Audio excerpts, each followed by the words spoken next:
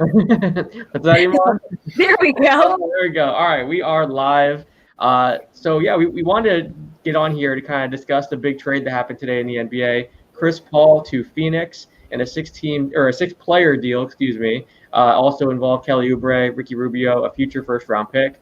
So joining me, we have Nikias Duncan from BasketballNews.com, Spencer Davies from BasketballNews.com, Iman, host of the Dishes and Dimes podcast, who also does stuff with BasketballNews.com, and Greg Esposito, Espo in the building.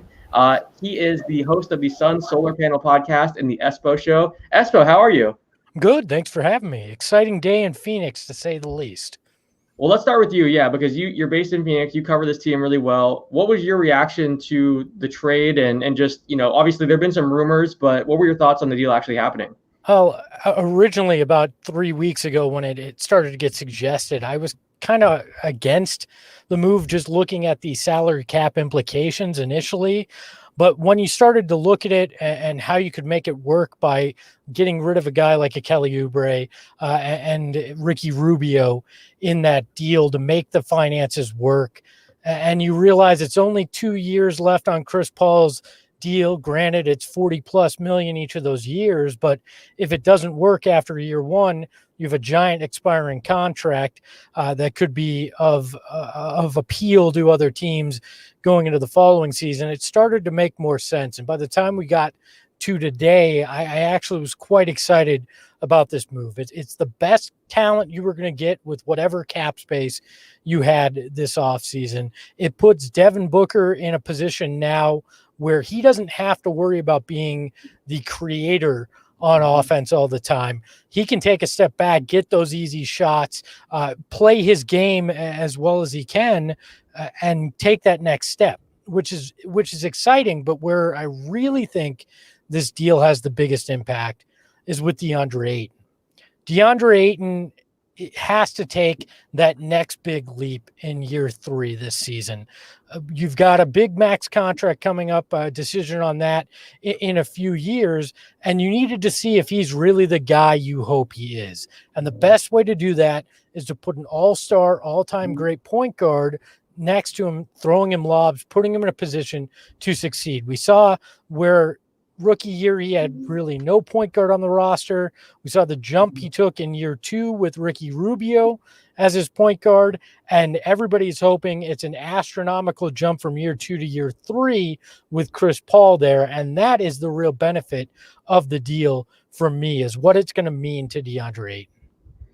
Nikias, you wrote a great article today for basketballnews.com just talking about how Chris fits in with Phoenix offensively, defensively, the impact it has on Booker and Ayton. Can you kind of speak to, your thoughts on the fit? I think it's a tremendous fit on both ends of the floor. Offensively, it's going to take a lot of pressure off of Devin Booker having to create basically everything like he had to do earlier in his career. You saw the boost. You talked about the efficiency boost that DeAndre Ayton saw last year when he got to play Ricky Rubio. Devin Booker experienced a similar efficiency boost when he had a guy like Ricky Rubio creating shots for him. Didn't have to run every single pick and roll to generate a look for himself. He kind of flow off ball, come off a pin down or whatever. Or Ricky Rubio's working a pick and roll, can kind of work as the second side ball handler there. So once you replace a guy like Ricky Rubio, who had himself a fantastic year, honestly, in Phoenix, and replace him with Chris Paul, who is better at virtually everything, it should lead to an easier workload for Devin Booker offensively. I think DeAndre Ayton, as he continues to expand offensively, having a pick and roll partner like Chris Paul's going to give him easier looks, more shots at the rim where he's already dominant. I would imagine he's going to get a lot more lob opportunities. And even for off-ball guys like Mikal Bridges, growing spot-up shooter, heady cutter already, having a guy like Chris Paul that can kind of find him in his peripheral, I think it's going to be big for him. Defensively, Chris Paul fits as the point of attack defender, can still fight over screen, can get in guys' pockets, pick them clean if they need to. If Phoenix wants to switch, they do that quite a bit with DeAndre Ayton since he's more comfortable in space than you would think. Chris Paul's a guy that can hang on switches as well, consistently punches above his weight. A guy that's going to set the tone defensively. I think he's going to be the vocal leader of that defense in a way that Ayton is growing into, a way that Devin Booker isn't, just because he hasn't put forth that consistent effort defensively, even though he saw a little bit of improvement last year. Chris Paul just kind of setting the table, maybe teaching some of the tricks and trades on how to navigate screens and things of that nature. I think it's going to be big for those young guys there. If Chris Paul is healthy, the Suns are pretty easily going to be a playoff team. I think he's going to have impact in every facet of that organization. Yeah, I mean, last year was huge for Chris being able to emerge as an all-star again and playing really well. And yeah, I mean, that Thunder team last year, everyone was saying they're going to be horrible. They're going to trade away all their veterans. They're just, rebuilding. And then sure enough, they made the playoffs. So yeah, I mean, I think this team is a playoff team. The question is, can they go on a run? How good are they? I've been looking at Twitter a lot today and seeing the reaction from people. And some people are thinking, okay, this team has arrived now. They're going to be able to go on a deep playoff run. Others are saying, this is a big mistake. They should have taken that contract. They should have kept their space. I guess, Spencer, what do you think whenever you kind of hear the opposite ends of the spectrum? Where do you kind of fall? I'm kind of in the place where they went and got somebody and proved to Devin Booker that they're in to win it now. So that's huge just for him and his psyche. Obviously, there were, some things sputtering around earlier in the offseason that he wanted out of Phoenix, which proved to be, completely untrue. But I just think this addition is so big, just for the psyche of those fans, that organization. Playing under Monty Williams, has Chris Paul again, had him for a year over down in New Orleans. So that's a big deal there. Branching off what Nikias was saying, what Chris can bring to a team is just this knowledge for those younger guys. I'm thinking in my mind right now what he's going to teach to Javon Carter. Granted, he comes back. They have a qualifying offer to make or not make to him. But if Javon Carter sticks around, what kind of tricks of the trade he could show him? Giving those guys that haven't had playoff experience or any kind of playing at a big stage, those types of guys like Cameron Johnson and Mikal Bridges, like Nikias was saying, I think that's huge for them. And I'm going to be curious to see how they respond to this spotlight, though, because they haven't had this spotlight for quite some time, probably since those years with Mike D'Antoni, to be honest. So seeing how they respond to that, and I know having Chris Paul makes that easier because he's going to tell them, don't listen to the outside noise, don't let the pressure get to you. But it's still a certain pressure that they haven't had in quite some time. And another thing to this deal, too, I think was huge for the Suns to be able to keep that number 10 pick. Yeah, absolutely. I'm curious to see, with OKC, are they going to hold on to Oubre and Rubio and some of these pieces, or will we see them flip those guys, for more picks? And Oubre is still pretty young. I'm not sure what they're looking to do with some of these guys that they brought in, but I'm kind of curious to see what OKC does now, because they obviously have a million picks and, they've done a great job of rebuilding over there. But what's next for them too? Iman, when you look at both of these teams and kind of where they're at now after the trade, do you think we see Phoenix go on a deep playoff run? And what do you make of OKC's rebuild? Oh, you're on mute, I think.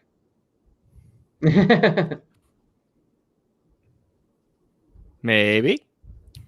Or it's maybe StreamYard. I'm not sure. We'll see. Uh-oh. No worries. All right. For this episode. So we're gonna same question to you, Nikias. Let's go around here.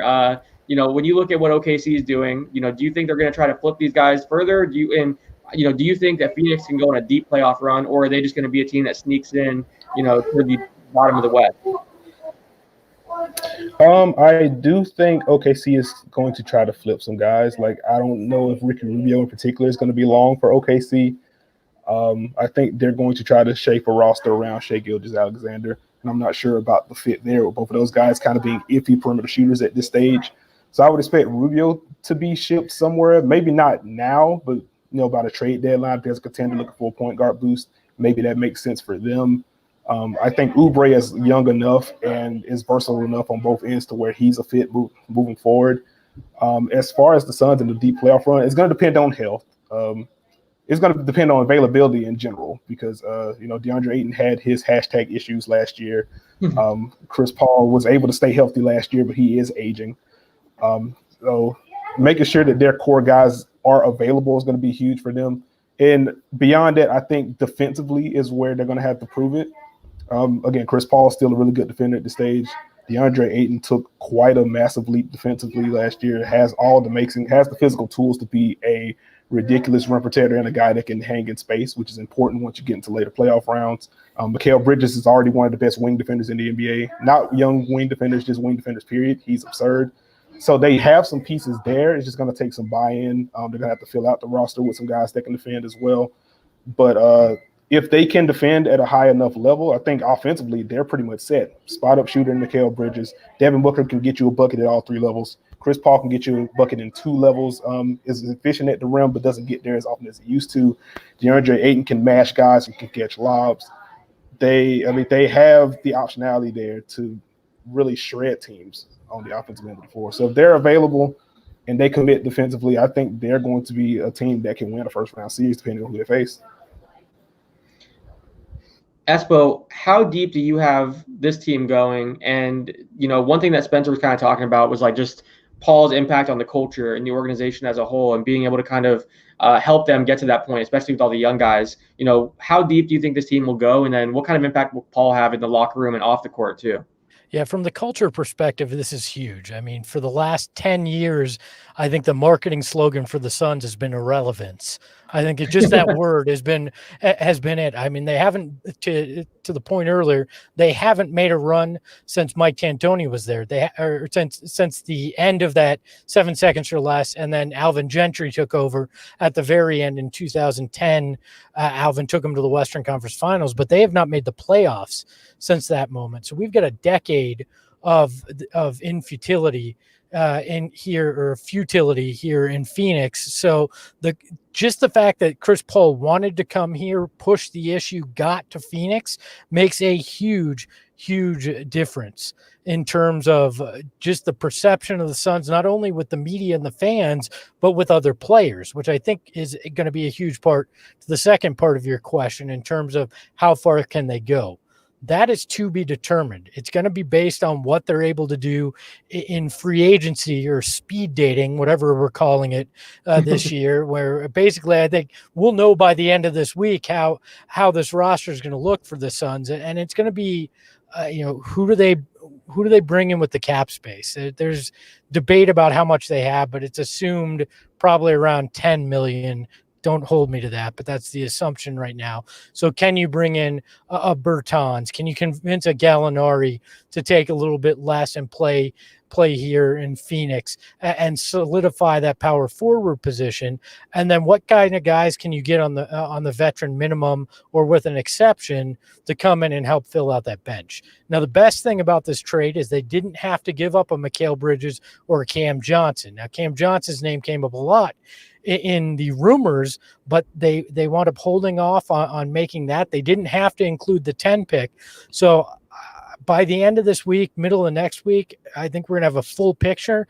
And I think they probably are a second round and out kind of team, just based on lack of experience on the roster outside of Chris Paul in the playoffs. I think they could win a first round series, but I don't think they get past that in year one with Chris Paul unless something really miraculous happens.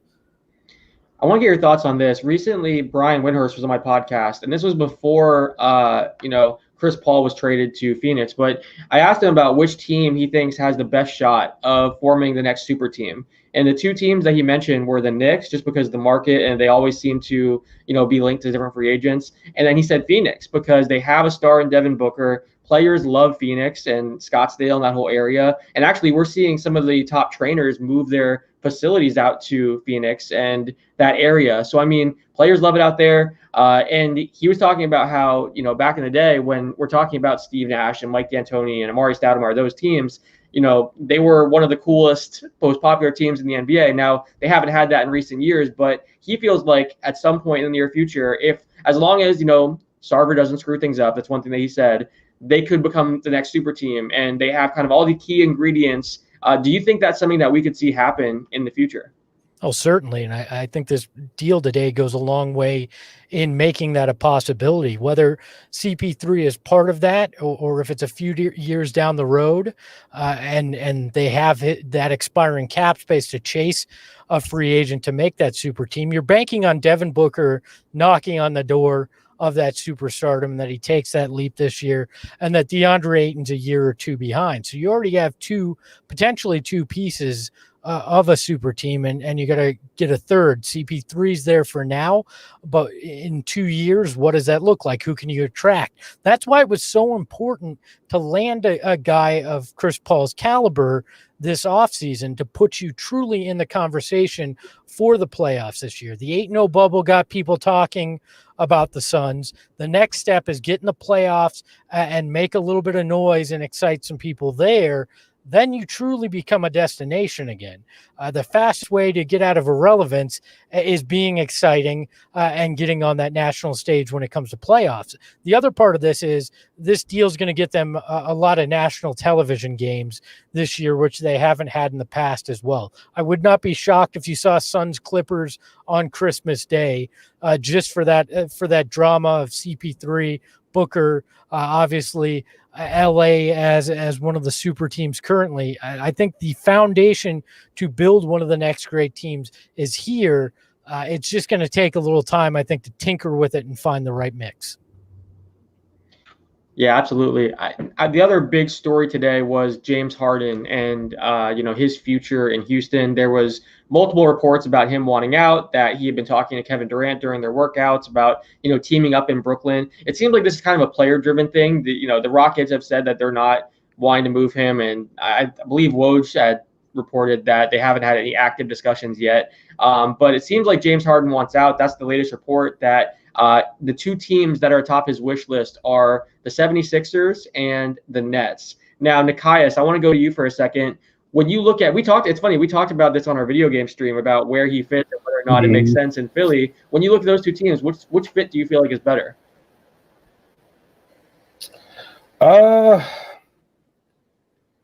feel like Brooklyn has more talent. I think Philadelphia is probably a better fit, just because depending on who Philly gives up, it would have to be between Simmons or Embiid headlining that package to make that work.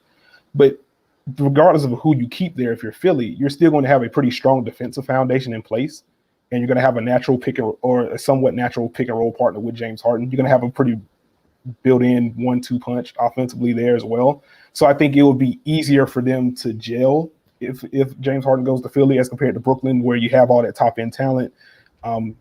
But depth is going to be a little bit of an issue, and just the defensive talent on the team in general is going to be a bit of an issue. And once you add in the fact that, it's a first-year coach and Steve Nash, just a lot of moving pieces there within the organization, I think it would take quite a bit of work for everything to gel in year one for them to contend. Year two and beyond, I think that's when you really start cooking on a team like that. But in year one, I think it'd be a little bumpy. So I would say Philly's probably the best fit right now.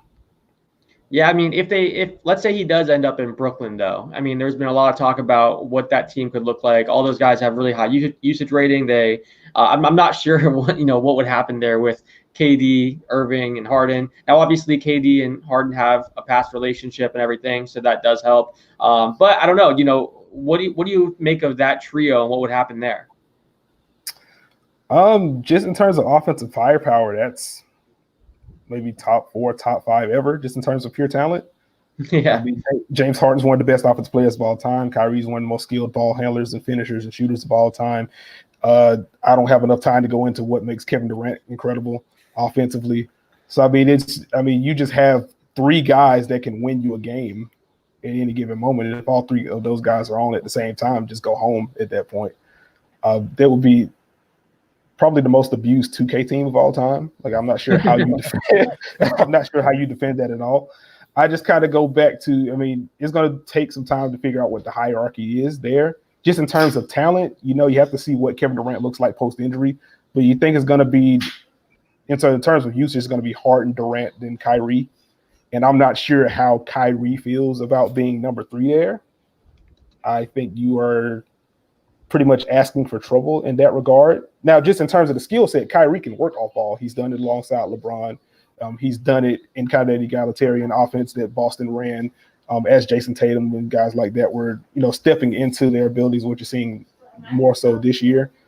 So he has the skill set to play in any sort of offense and to play on or off the ball. It's just going to be a matter of preference and how much buy-in he's going to have. And I have my questions on that, as do I would imagine a lot of people. And again, just going back defensively, James Harden has improved on that end over the last few years, but I think you're pretty much stuck with a switching scheme if you're going to have James Harden, because he's not going to fight over screens. He's not a guy you're going to blitz and pick and roll. So, I mean, that's going to put a lot of strain on your back line, and Brooklyn doesn't really have one. And if, depending on what they give up, if Jared Allen's gone, then DeAndre Jordan's fine, I guess, but that's a lot of strain on him as he gets older. Again, don't know what Kevin Durant's going to look like defensively. Kyrie is a guy that has looked good in spurts, but just overall, he hasn't been a good defender over his career. It's just asking for a lot there. I just have my questions about the fit defensively. There'll be a lot of work that needs to be done there. Yeah, no, that's a great point. Recently, James Posey wrote an article for basketballnews.com and talked about coaching Kyrie Irving in Cleveland, and said that he was always more about me than the team, and that everything was about, just his individual stats and that kind of stuff. And he basically was saying that he's one of the most talented guys in the league, but he hopes that he's matured and kind of grown up a bit, because in Cleveland, that was always an issue. So we'll see. I mean, there were similar issues in Boston, I think, and there were some chemistry issues there. So we'll see if he's kind of developed in more team first now. Sometimes we see that with players where earlier in their career, it's about proving you're a star and getting the big contract and the endorsements. And then as you kind of get older, then you start focusing on the team and winning championships and all that kind of stuff. So we'll see if he does it. Now, it's also worth noting that James Harden is under contract with the Rockets through 2022-23.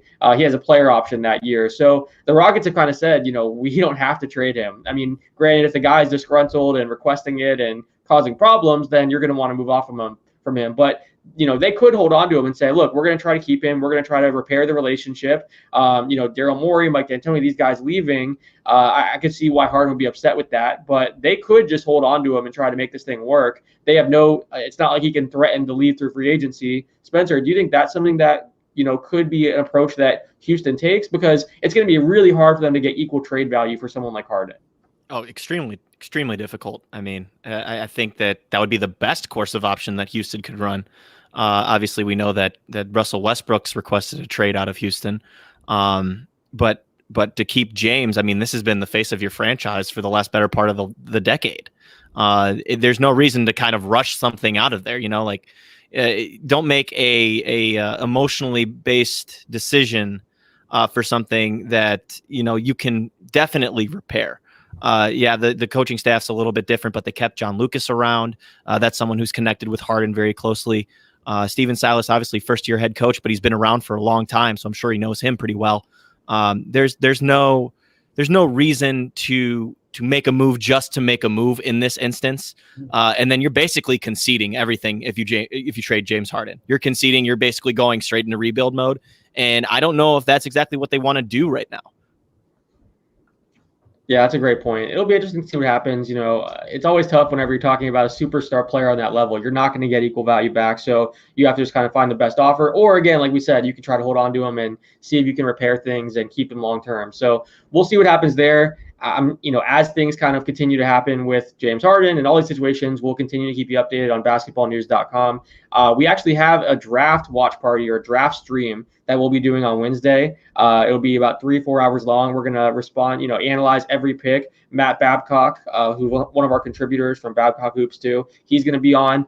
We have a number of guys that will be breaking down each pick. And then on the 20th, we're doing a free agency stream for 3 hours from 6 p.m. to 9 p.m. So as things happen, we'll be breaking them down, discussing them. And then make sure you check out basketballnews.com for great articles and videos and podcasts. This is a crazy time in the NBA. It's going to be a lot of fun this week. Tons of free agency moves and trades and draft rumors and things like that. So make sure you check out basketballnews.com. And thank you guys for doing this. We appreciate it.